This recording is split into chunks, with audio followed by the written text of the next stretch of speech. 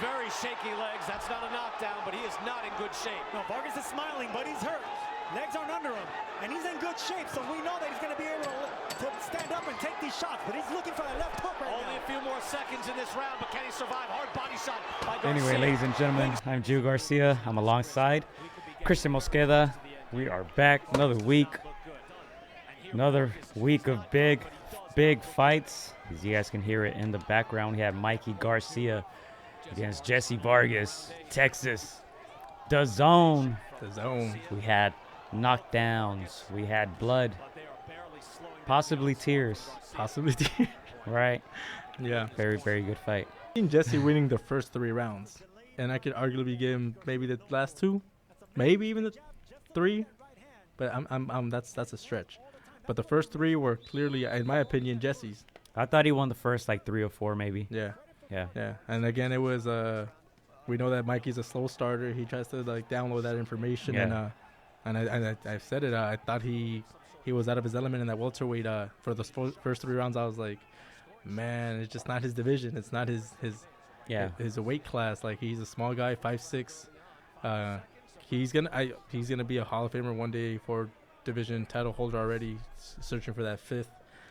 But I just thought, I was like, I don't know, man. I think he's chewing more, but he made that adjustment. Jessie, he has a lot of experience, a lot. But Mikey just made those adjustments and dropped them. Did you think he could drop him? Do you think that power was gonna carry over and Drop him, maybe yes. Stop him, no. Simply because Vargas, even though he seems to fall short in all of his big fights, he never really gets stopped. Yeah, he survives. Tough, right? But yeah, just like we said, you know, that first half of the fight, he came out strong, came out throwing a lot of punches. He had an interesting combination, the hook to the body and then jab upstairs, which he kept landing. Yeah. That was very interesting, and of course it works against a slower guy like Mikey. But we saw that's kind of like a trend from Vargas. You know, he kind of fades a little bit. We saw that against Broner.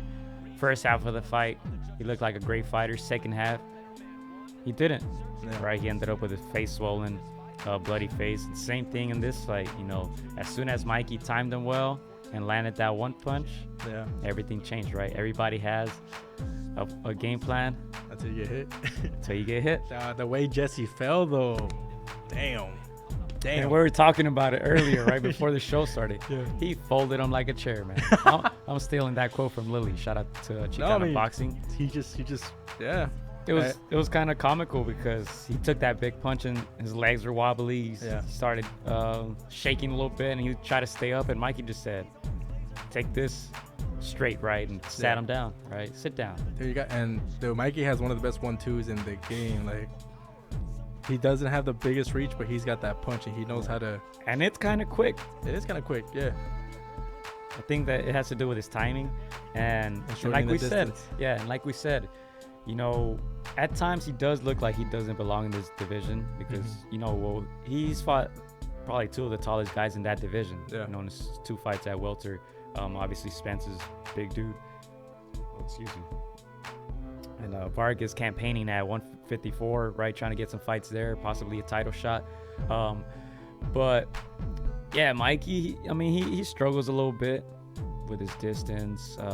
Bigger dudes, like we said, the top 5 or 6 guys are all stronger than him, taller than him, quicker than him. So it's looking tough for him. But like we said, the most favorable fight probably for him is a Pacquiao fight.